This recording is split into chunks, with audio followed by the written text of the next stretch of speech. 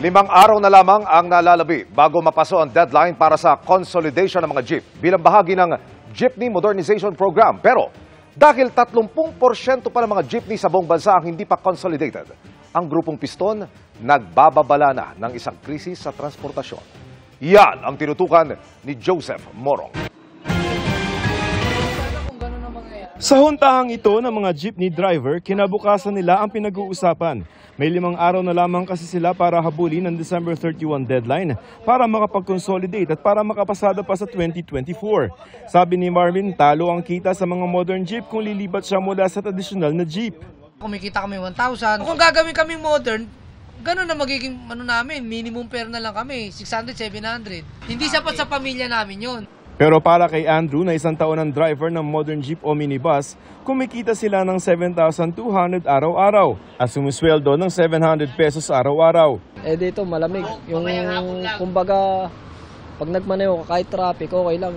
Naano nang sinabi ng DOTR na para sa ligtas at mas makakalikasang public transportation ang PUV Modernization Program. Sa datos mismo ng LTFRB, 7 sa bawat 10 jeepney sa Metro Manila o lampas 30,000 pa ang hindi consolidated. Ganyan din kadami o higit pang driver at pamilya nila ang posibleng mawalan ng kabuhayan. Pero hindi lamang sila ang apektado kundi ang mga commuter sa rutang kanilang dinadaanan. Mahigit 7% yan ang mga ruta sa Metro Manila. Hindi rin consolidated na mahigit sa 6 sa bawat 10 jeepney sa Calabarzon at sa Zamboanga Peninsula. Bagaman sa buong bansa ay mas konti ang di pa consolidated na nasa 30% na lamang. Maasa ang grupong Piston na maglalabas ng Temporary Restraining Order o TRO ang Korte Suprema para hindi agad ito maipatupad.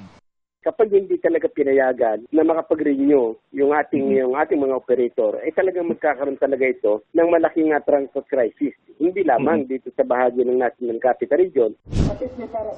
Sa Davao, magsasagawa ng transport strike bukas ang grupong Transmission Piston kontra PUV Modernization, kabilang dito ang 80% ng pampasaherong jeepney sa Davao City. Hinihingan pa namin ng bagong pahayag ang DOTR.